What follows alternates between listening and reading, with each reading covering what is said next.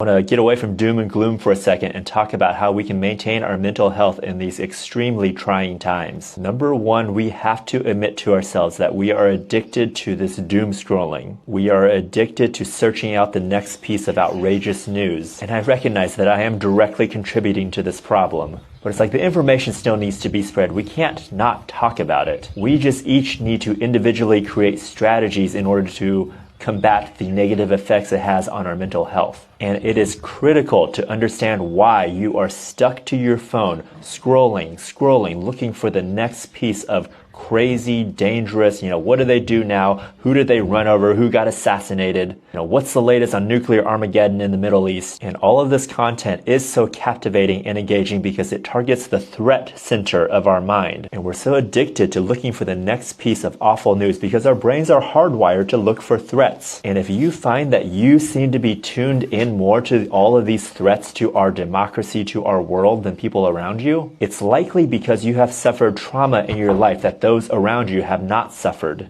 because that trauma wires our brains to seek out threats. Like, I know that I am so engaged with this stuff because of what happened to me in China, of losing my family after Tiananmen Square and having to flee the country. That has fundamentally changed the way my brain is wired, and now I am much more alert for threats from authoritarianism, from the government, than, the normal person who hasn't had their life destroyed by an authoritarian government. I would suspect a good portion of you fall into that same category. You have had some traumas in your life that is above average, and therefore you are much more sensitive to the threats that are all around, right? So awareness is always the first step. Without awareness of your behavior, without awareness of the consequences of your behavior, without awareness of what is driving your behavior, you will never make changes. My opinion is mindfulness, meditation. It is the most effective tool for developing awareness. I am aware that my phone addiction, my doom scrolling, is a real problem for my mental health. So here's some strategies that help me. Do not go to bed with your phone. Keep that somewhere out of reach, in another room, in the bathroom. Don't fill every second of your day with input. Walk in silence. Drive in silence. Cook in silence. We don't always need to have earphones in listening to something. Take small moments to reset and breathe. Like right now, just one breath.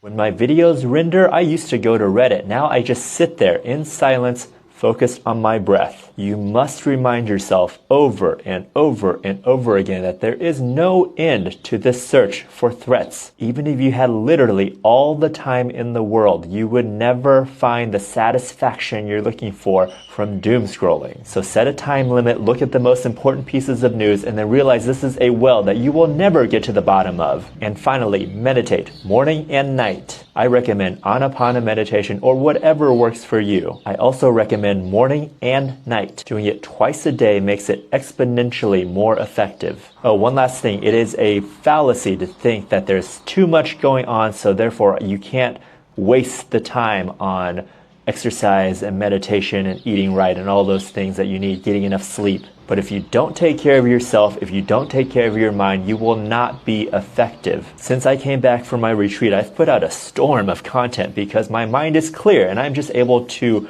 very effectively work through tasks. So by taking care of yourself, you actually gain time because you become much more effective at what you're doing. So I hope this helps. Drop me a comment if this is helpful, and also other questions along these lines about mental wellness, mental resilience. I want to keep making things like this, and just some prompts on what would be needed for you guys would be helpful for me.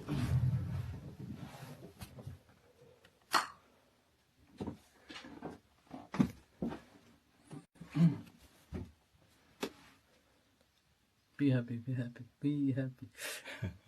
Thank you.